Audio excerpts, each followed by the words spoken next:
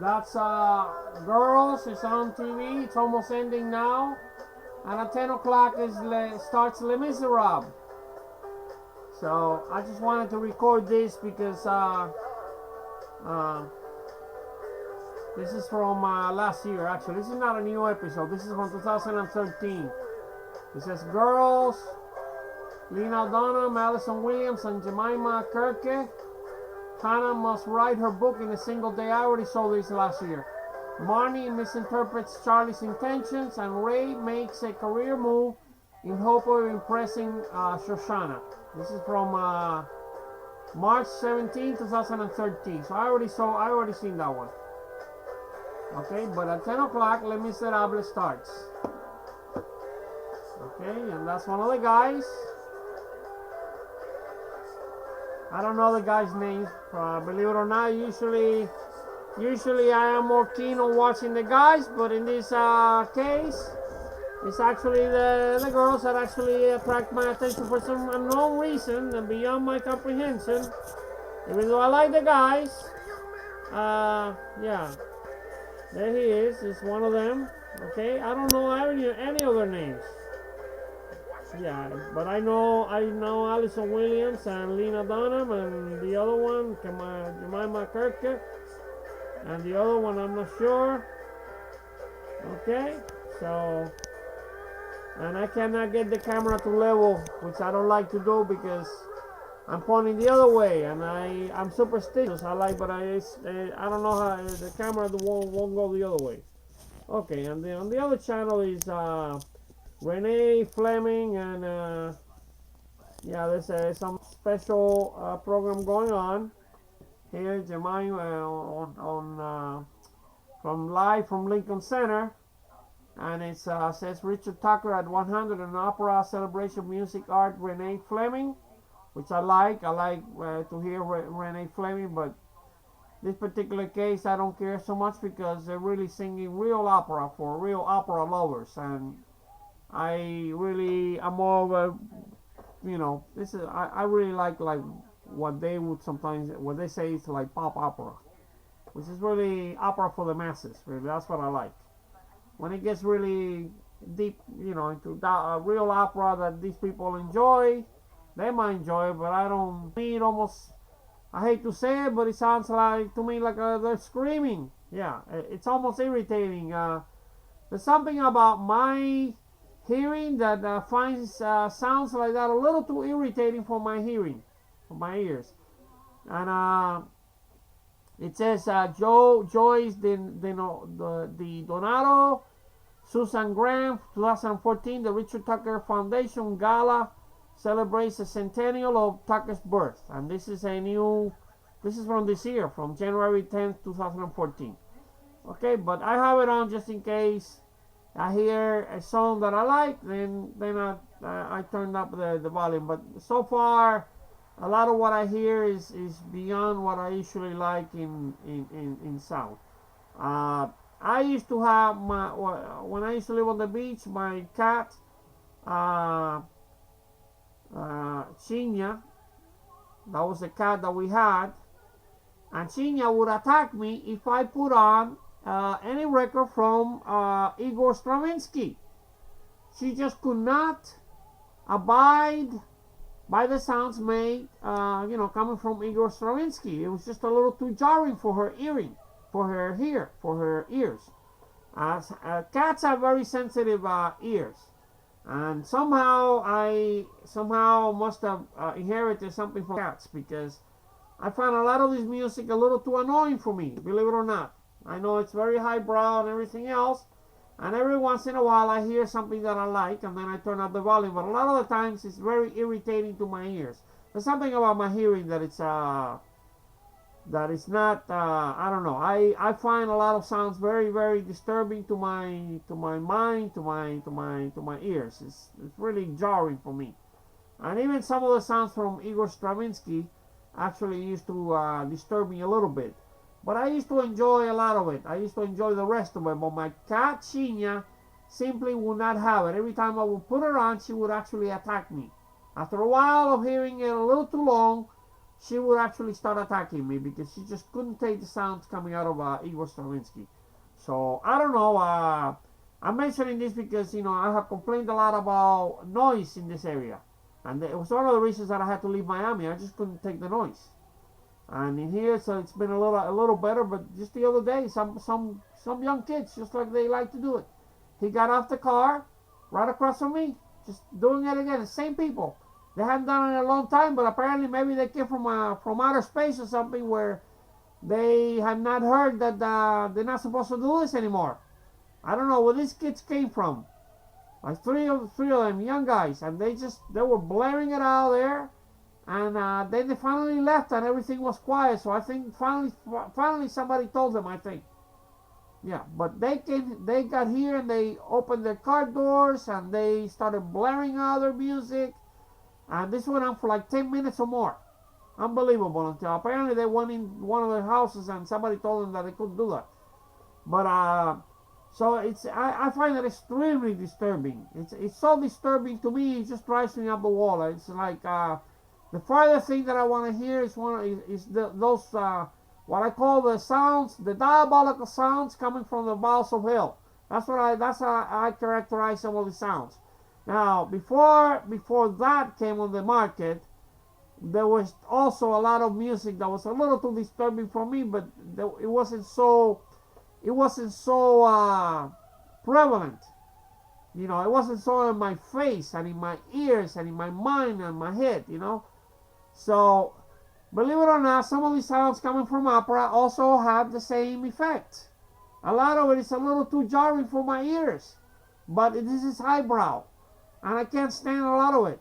Yeah, but every once in a while they get into a song that I enjoy, and then I turn up the music, the volume.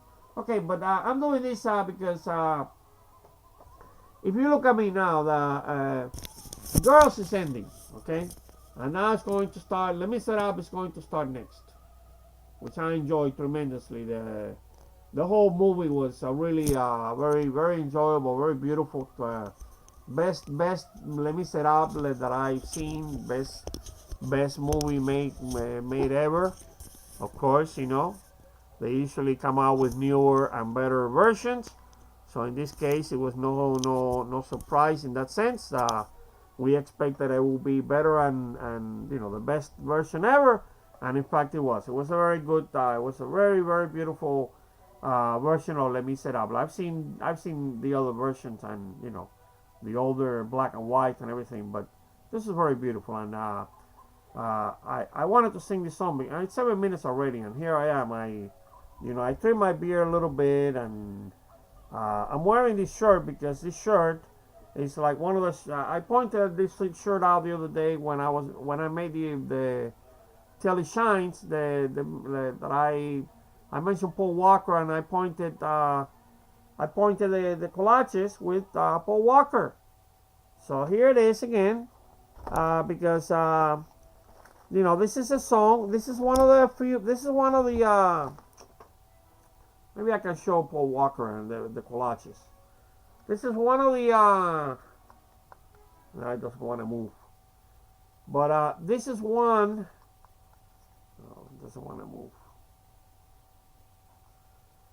Okay. Now it's moving. Okay. This is one of the shirts that I liked, that I mentioned in Till It Shines, that I did the other day. One of the shirts that Paul Walker used to wear. It's one of my favorite. I included him wearing this shirt, a shirt like this one, more or less. His father, also Paul Walker Sr., the third, actually has a shirt also a little bit like it. So greetings to them and the whole Walker family. And this is in remembrance of Paul Walker again, of course.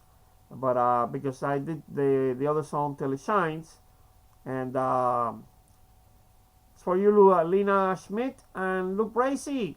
Yeah, for you, Lina Schmidt and Luke Bracey, because this is the other song that I mentioned before many times.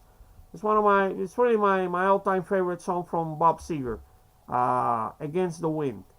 Even more so in my mind, even more so than Till It Shines. For some reason, the lighting tonight is very good. I don't know why the camera changes so much. But the other video, Till It Shines, towards the end, you cannot see me. I talked about the eyes of Laura Mars, and I do a close-up of my eyes and everything. And I played it one time, and I was able to see the whole thing. But then when I just played it now, because I was doing some searches, and I see one of the videos, and one of the images pointing to it, and I ended up watching my own.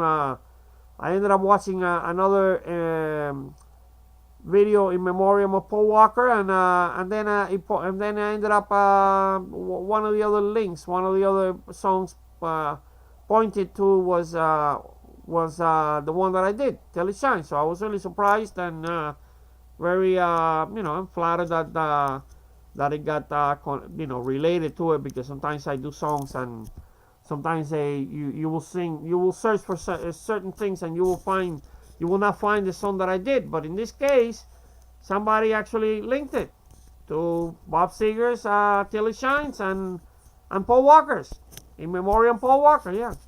So I said, oh wow, I just trimmed my beard and everything, and I should do this. And this shirt, because I mentioned this shirt, it's actually large, but it doesn't, the flannel is not quite flannel. This doesn't feel like flannel so much, but it's cotton. It's still cotton, but it feels a little bit rough. It's a little rougher, a little coarser cotton. And even this sometimes, it doesn't quite itch me, but make me itch so much. But I really love flannel because it's the softness of the flannel. And I have so many allergies and problems with my allergies, which in fact started when I was in the service. I never used to have allergies until I came out of the service. I was in the service about 5 years, including Germany, and when I ended up in Northern California, Beale, that's when my allergies got really, really bad.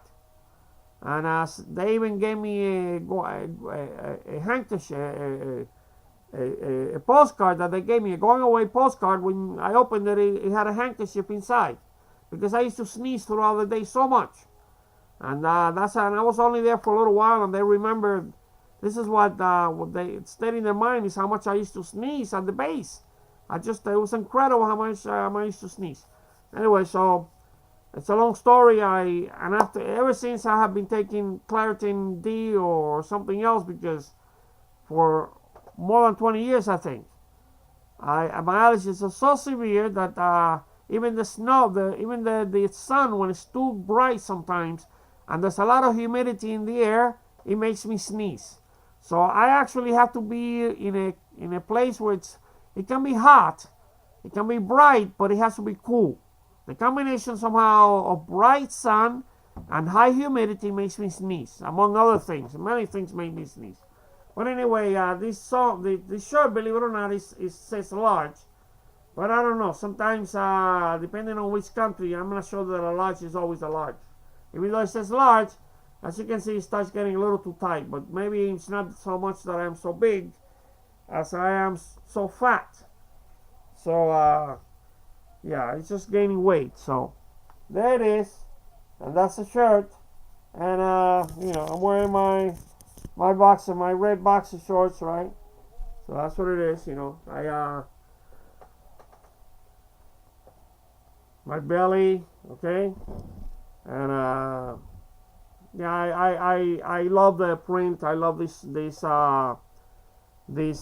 as you can see, I don't have much of a hairy chest, so which is something that I love to see in a guy. I admire men that have a hairy chest and what I call the vegan cross, which basically hairs over the pectorals, leading down the happy trail leading down. That's what I call the vegan cross, because it looks like hairs over the pectorals, usually in the form of a triangle. Especially, not every guy has. Hairy guys don't always have the triangle, but there's a few guys that is very, very defined, very clearly well defined, and one of them is Kevin Costner. If you look at Kevin Costner, you will see that he has a triangle like this. Okay, he has a triangle, and that's why I call it a vegan cross, because it reminds me of the Magen David and the triangle, because it's a symbol of the sacred male and the sacred female. Is really the union of the sacred male and the sacred female. The two triangles, one upside down, which is like a chevron. It's something that I learned from the Da Vinci Code. Is that's like a chevron. Okay, I did not know that. I did not feel I was in the military, and I did not realize that the chevrons is actually a phallic symbol. I did not know that until, or at least I wasn't keenly aware of it until I saw the movie The Da Vinci Code. So that brought it to mind. I made the other connection. I made the final connection that is like the Magen David, because the Magen David is really the union of the female, the sacred female, and the sacred male. So that's the union of the two, and so that's my contribution to all this new religion, I suppose, if you want to call it that. All this esoteric knowledge and some of the things that are alluded to in the Da Vinci Code, and some of these other theories about us being here on Earth for a long time, perhaps 500,000 years. Some people say that we have been here for many millions of years, even that evolution have been even restarted on different occasions. Okay, so it's a long mystery. But anyway, the idea here also of Vega is because I associate that also with the Magen David. And so this is why all this association that I have with Vega and all that, all I talked about. Okay, so yeah, I wanted to show this shirt,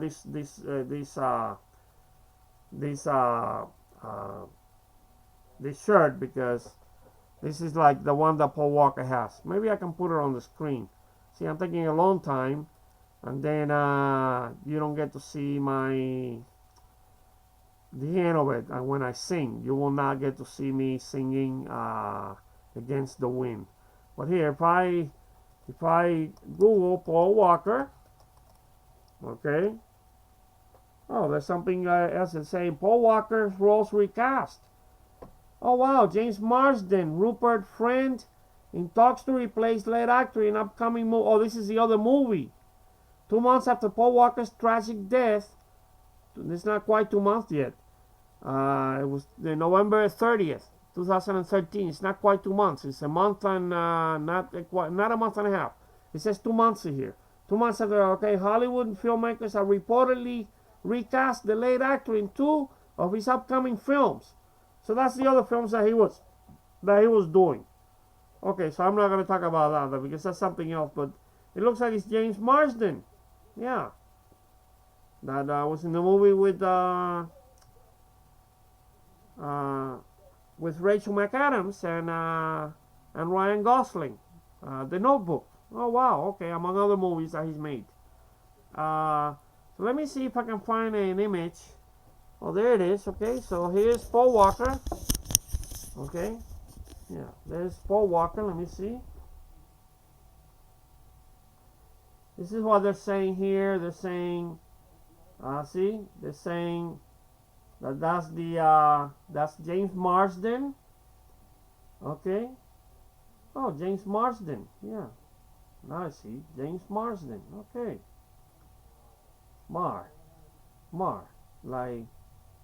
Like the Eyes of Laura Mars. Yeah, now I see. Okay, you see it? So that's James. Okay. You can see James replacing Paul Walker. Okay, so he's one of them, and then the other guy is Rupert Friend. Yeah, 48, whatever is the name of the movie. Okay, so here's some of the images from Paul Walker. But here's a shirt that I like, and I included, I think I did. I believe I included this shirt I included this one here. That's for sure. I included this one because I thought that was this is my favorite, one of my favorite shirts that he wore, that he used to wear. Okay, see that one? So I included that image. I love the whole image, his face and his eyes. Very beautiful image of him. Beautiful man, really. By all accounts, from everybody that heard things say about him. I never met him, but now that he's dead, he means to me more than he was alive. Yeah, I now have even a bigger fascination with him than when he was when he was alive. Okay, so now I got him associated with Sao Paulo and St. Paul. Yeah, the spreader of Christianity. You know, so yeah, I am now have almost practically a morbid fascination with Paul Walker. Really, bordering on necrophilia. I've said before many times. You know, kind of ghoulish on my part, but there's something about death that has always attracted me, and now that he's dead, now he's more meaningful to me when he was alive. Okay, let me see if I can find the other shirt that I like from him. Is the other? Let me see if the one that I'm wearing. Yeah, I don't know.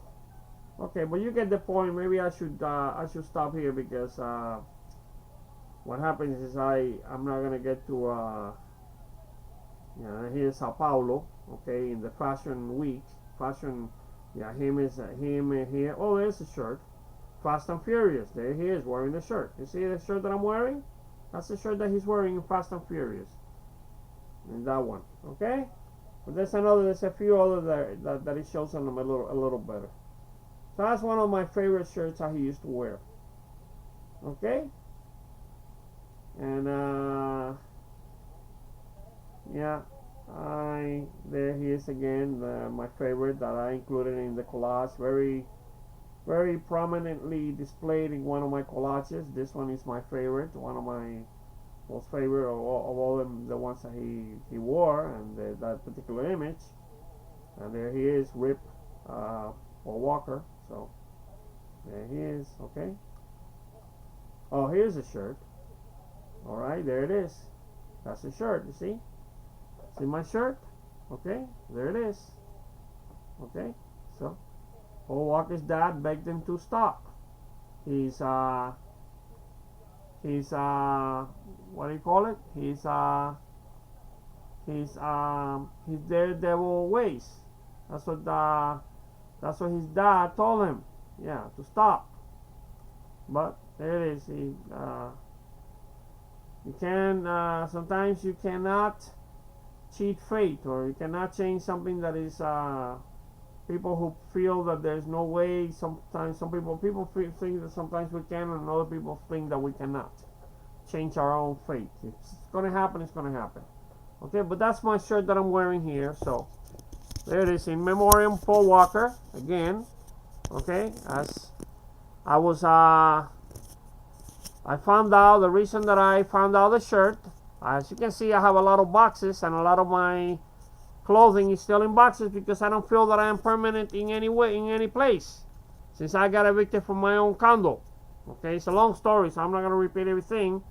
But since I got evicted, a lot of things are in boxes. And I wish that Luke Bracey would help me with all the boxes, in fact. That's what I said to him. But I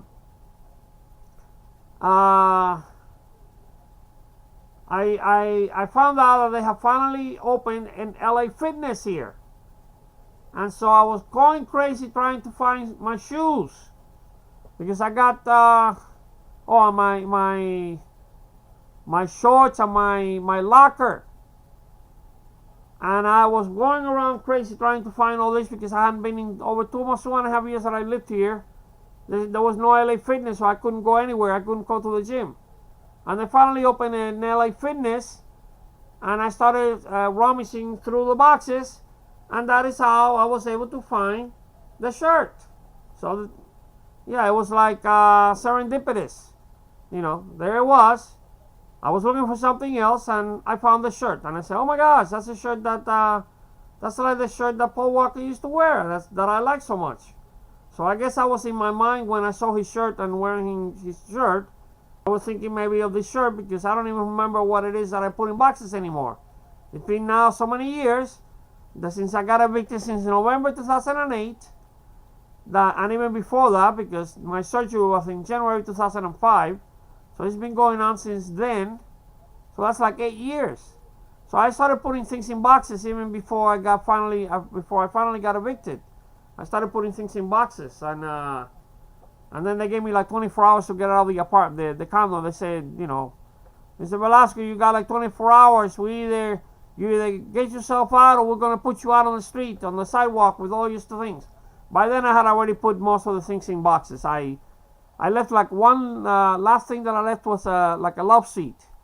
I was sitting on it. That was the last thing that I had in there, and I didn't even care because I had no more room anymore in storage. And I left a perfectly good love seat that was very beautiful that I had bought along with the sofa, and I threw away the sofa, believe it or not. It was a sofa bed, and I ended up the sofa bed. The springs were really acting up a little bit, so I ended up taking apart the sofa bed because it used to get stuck. So I said, well, what use is to have a sofa bed if it gets stuck? It's too much of a problem, taking it out. So I ended up taking apart the sofa bed, which could have lasted me years. But since I was gonna get evicted, I took it all apart and I threw it in the garbage, in pieces. So I kept the love seat, and then in the last minute I didn't have any more room in storage, so I left it in the apartment. Believe it or not, in the condo. I left it in the condo there in the living room. That's just about anything. The only thing that was left in the living room. Okay, so. Okay, here it is. I'm finally going to sing the song Against the Wind. And you're going to see, Against the Wind. Okay? This is from Bob Seger. My favorite song because it talks about JENNY. JENNY was the queen of his night. Okay? So, here goes.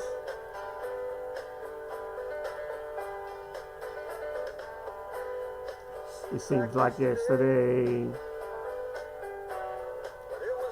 but it was long ago. JENNY was lovely, she was the queen of my night. There in the darkness with the radio playing low, and the secrets that we shared, the mountains that we moved, caught like a wildfire out of control. Till there was nothing left to lose, burn, and nothing left to prove. For you, LINA Schmidt.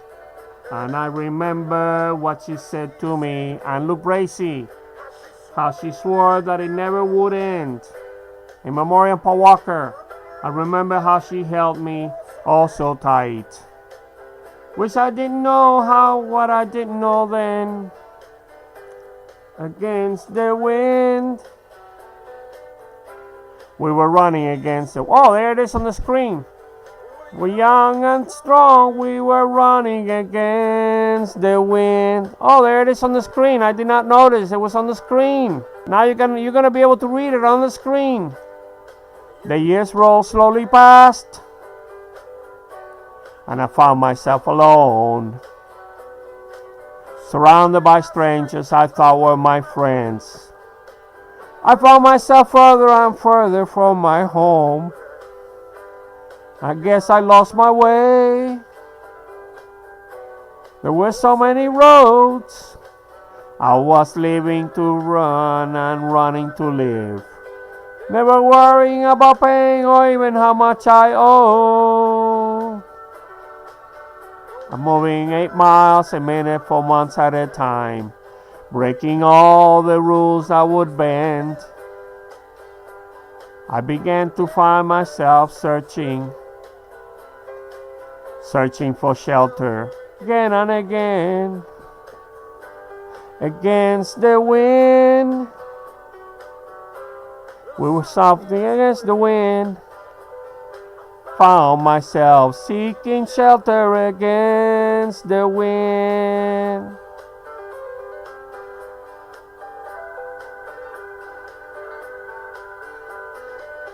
In memoriam, MEMPWALKER. For you, Lina Schmidt and Brooke Bracey. Against the Wind.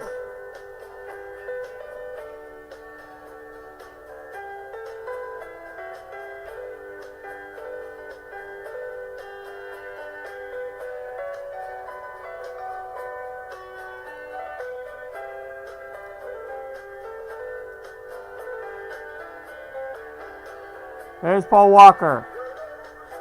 The strays are passing by.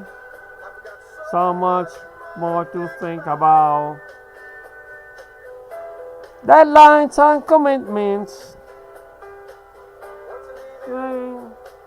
What to live out against the wind.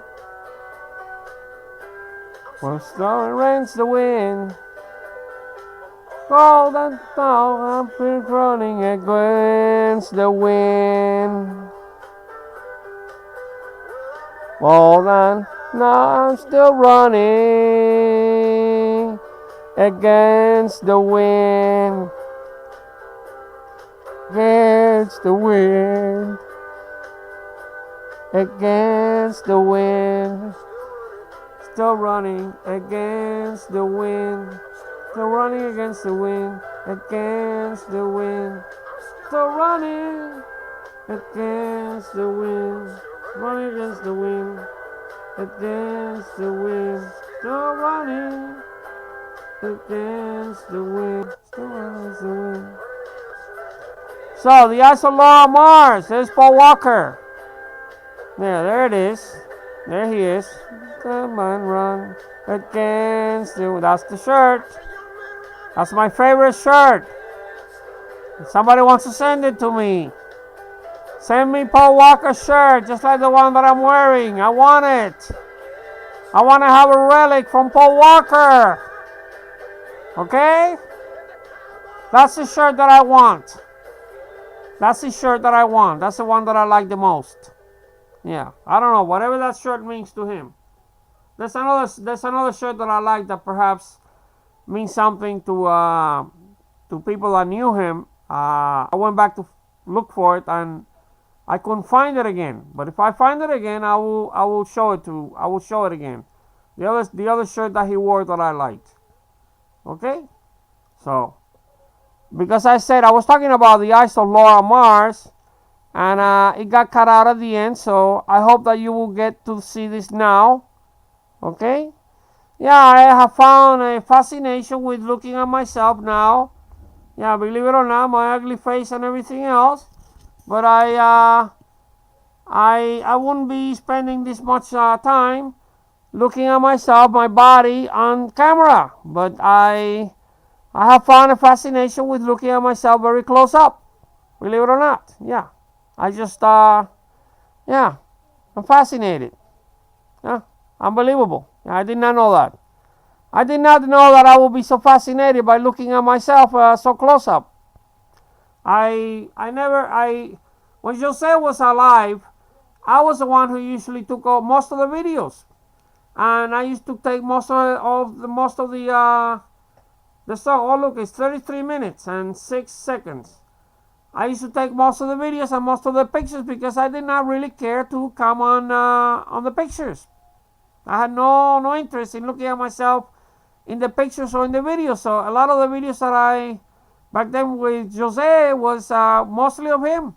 Every once in a while he would point the camera at me or he would take a few pictures of me. Most of the pictures I took a lot of pictures of him and a lot of videos just mostly on him. And then of course he died, so I ended up sending all those videos to Brazil, to his family. So here's Paul Walker now. Now indelibly my mind connected with Brazil, you know, and of course Fast and Furious was mostly related with Brazil, you know, Rio de Janeiro, not so much Sao Paulo, but with Rio de Janeiro. But after Paul Walker died, I realized that he had also done the Sao Paulo Fashion Week. I did not know any of this. So now to me he's like Sao Paulo. It's just what I needed. Yeah, I needed it in Sao Paulo, and I finally found it in Paul Walker. Yeah, unbelievable. He now means to me more now that he's dead. Now that he's dead, Paul Walker means more to me than he was alive. My favorite movies with him were Varsity, not so much Varsity Blue, but actually 8 Below. And what's the other one? The Skulls. I've talked about this before and included it in the collage. And even less In the Blue with Jessica Alba and the other guy, and yeah, so that was it. But it was mostly the Skulls where I was fascinated. Years ago, when the Skulls came out, the first time that I saw the movie The Skulls, that I was fascinated. And it really, if this remained in my mind up to now, I wasn't keenly aware until I actually made the collages, and then that's when I became keenly aware that the character that he played in The Skull, against Joshua Jackson, in fact, that the character that he played was called Caleb Mandrake. I was not so keenly aware, and then of course I became aware that his own brother's name was Caleb. So that was even more really even shocking, really surprising. I was really surprised. I was thrown off by all this. This was I couldn't believe all these coincidences. And the Skulls, of course, to be the Skulls has to do with with Jesus and Calvary and how I even got here. So that's a lot of things just leading up to this. That's unbelievable set of circumstances. So I hope that you all understand, you all get to see a little bit of this, now the fascination that I have with Paul Walker, now that he's dead, even more meaningful than when he was alive. And all the things that I had said before his death, leading up to his death, how now they mean so much more to me. So, yeah, look at the collages, and, I hope you enjoyed this. And I was talking about The Eyes of Laura Mars. Yeah, because that was a famous movie that Faye Dunaway did. So here it is again, The Eyes of Gus Velas.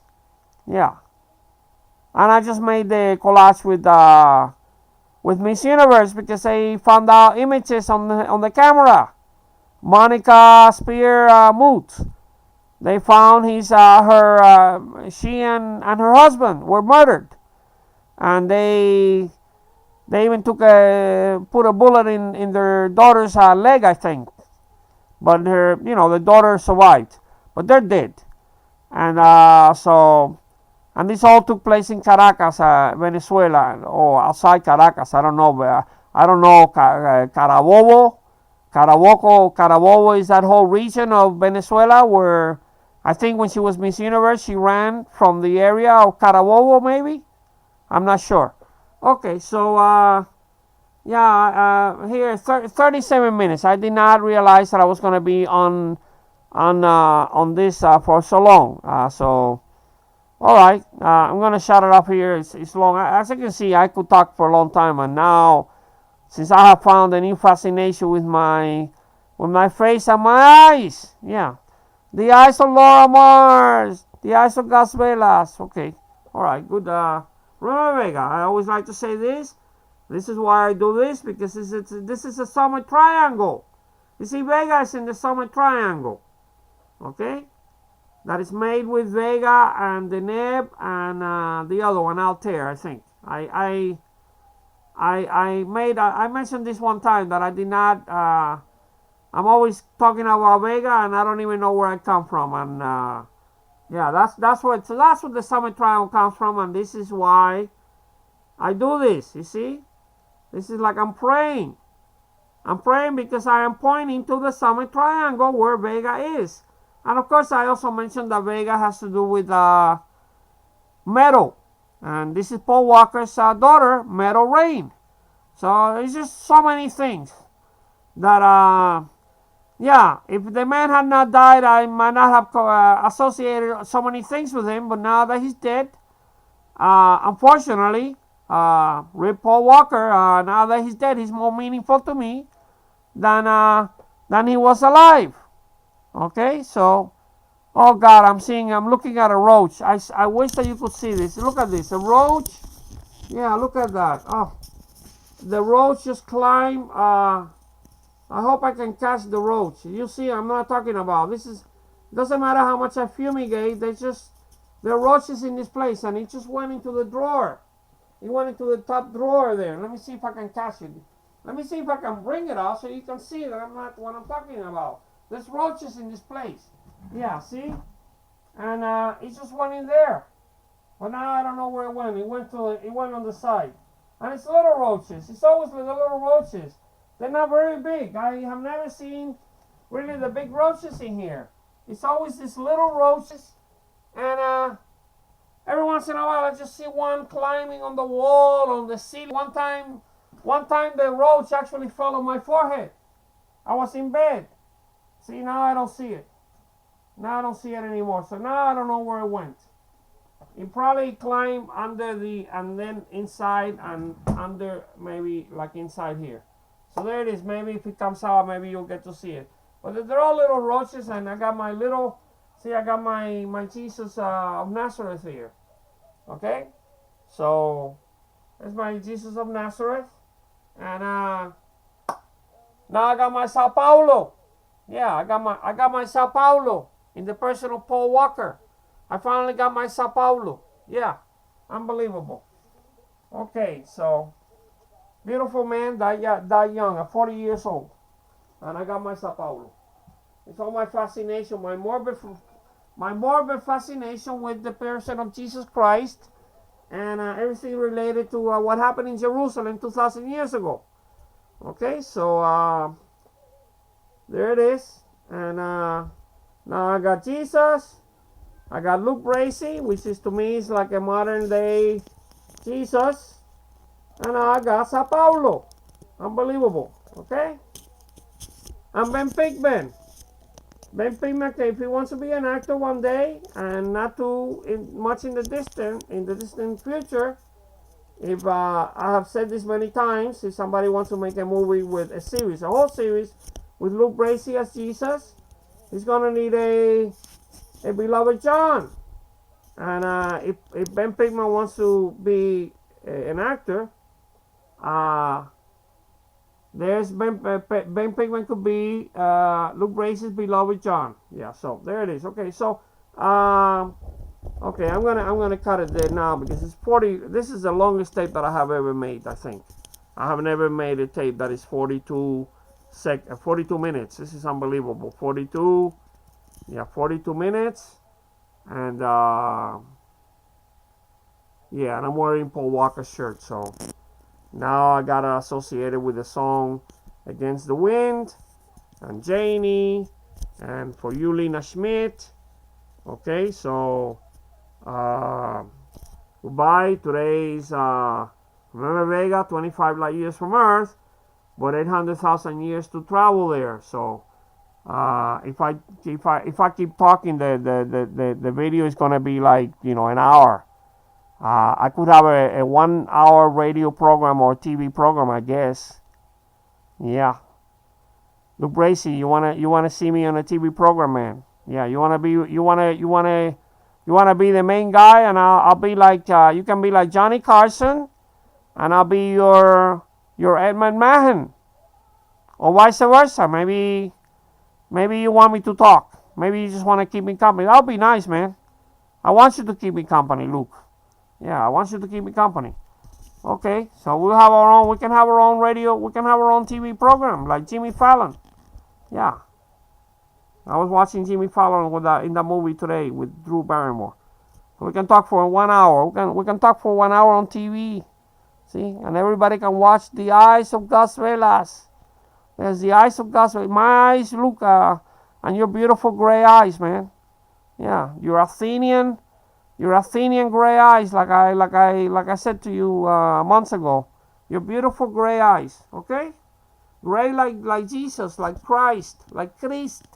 Christ and Cris. See, gris is gray in Spanish.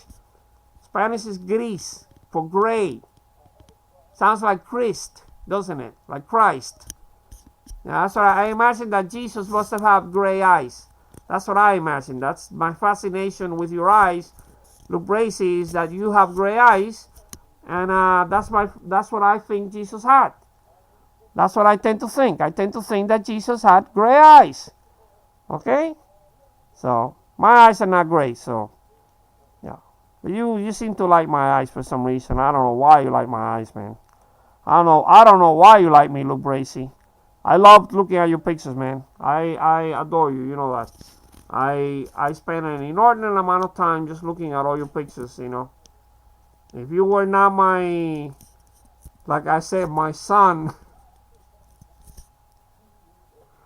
well, I'm not gonna repeat it. If you were not my son, Luke, I would have ended up in bed with you, man, a long time ago. Yeah, lollipop time. Look at the collage with Paul Walker. Till it shines. It's lollipop time, okay? Just like this song. But Cher, I mentioned, Cher said that her taste in music extends, very eclectic.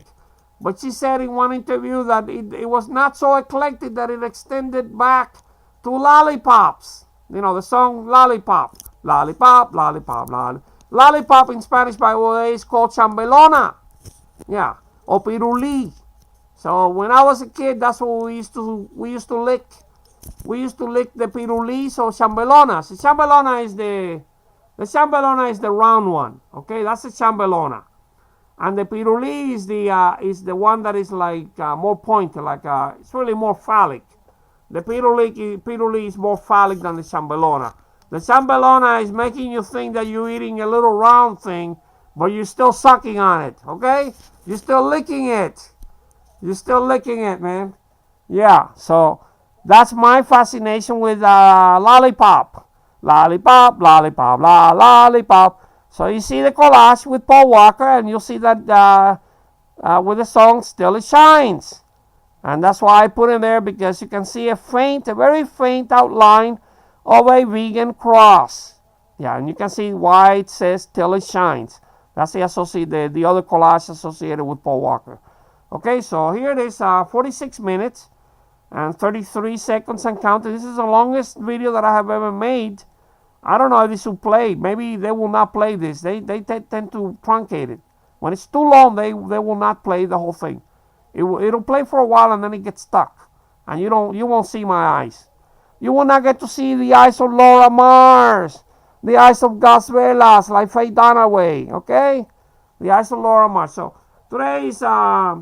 we're still in Christmas, by the way, because the East is still celebrating Christmas. It's Eastern Orthodox churches. They're still celebrating Christmas until the 19th of Janeiro, 2014. So Russia, Greece, all the places are on the East where they retain the Julian calendar as opposed to the Gregorian, I think. Whatever, okay?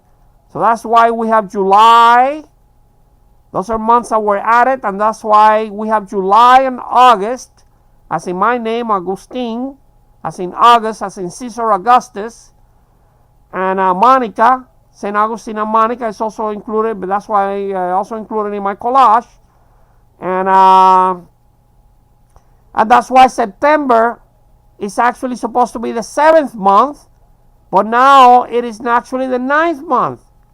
So September should really be called November, and then October, it's really the 10th month, so it really should be called whatever, Deca-over, whatever it is, whatever, instead of October, it should be Dectober, whatever, Deca-over, and then November, which is really it would have been the 9th month because of July and August. I hope I'm getting all this right. I hope that's the Julian that has to do with the Julian calendar. I'm not sure. I think I hope I'm getting all this right. But that's why we have November for November. Well, November is actually now the 11th month, but the word November means, it's the 9th month. November, from neuf, in French, neuf, and nine, in Spanish, noveno. The 9th month, noveno. That's where we also like the word novena. The people pray the novena, the rosary. Okay, and then December, oh, there's a December is the 10th month, but it's not because of July and August. Now December is actually the 12th month.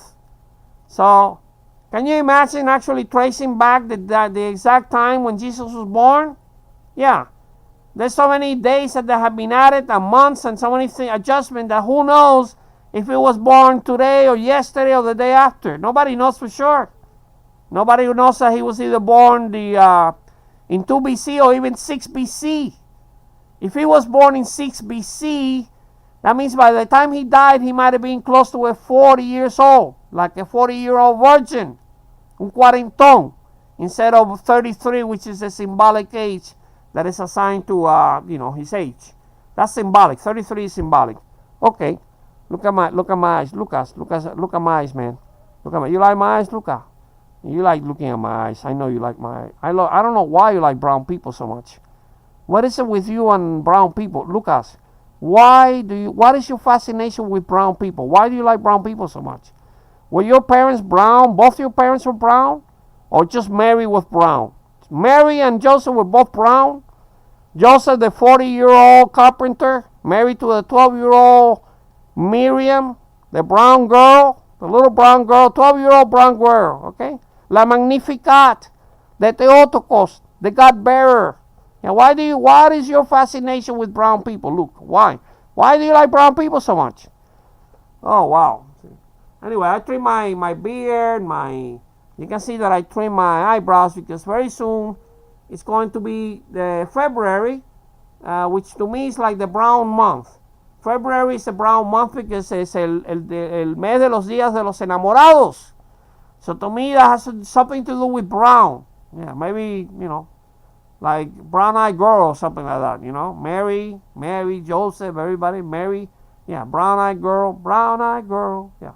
Okay, so here, 51 minutes, Lucas, 51 minutes, man. It's 51 minutes. I better cut this out before the computer crashes and then I lose the whole thing. If it crashes, I lose the whole video. Okay, bye-bye. So, today is Friday, the 10th of Janeiro, 2014. Okay? And it's 10:45 p.m. or 22:45 hours or Uhr in German. Okay? Auf Deutsch. Bye-bye. Bye-bye, Lina. Bis später, Lina. Bis später, Deutschland. Bye-bye. Thank you so much. Okay? Bye-bye. Remember Vega, 25 light years from Earth, but 800,000 years to travel there. Okay? 52 minutes and 2 seconds and counting. I'm going to cut it here. Bye-bye. Bye-bye, Luke. Bye-bye, man. Bye. Bye-bye. Bye-bye, Luke. Bye. 52 and 13 seconds. Bye-bye.